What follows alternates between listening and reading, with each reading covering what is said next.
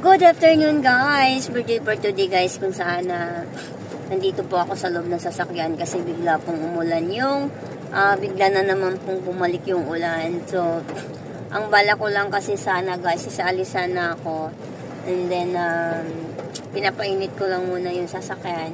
Gawa nga nakaramdam ako ng gutom and then bibili sana ako ng mamrienda. My God, sobrang lumakas na naman yung ulan.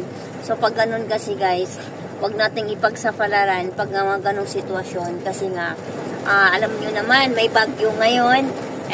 Nag-ingat-ingat po tayo guys kasi minsan guys, may mga nagliliparang yero kasi yung hangin, pabugso-bugso pa rin yung hangin guys. So, kailangan nating maging maingat. Kung hindi naman talaga importante, wag na tayong lumabas. Yun lang po guys yung video for today kung saan nandito po ako sa labas ng aming bahay. Kung titignan nyo guys, so, ang lakas ng ulan. Diba? So, yan o. So, ang lakas po talaga ng ulan guys. Yun nga po guys.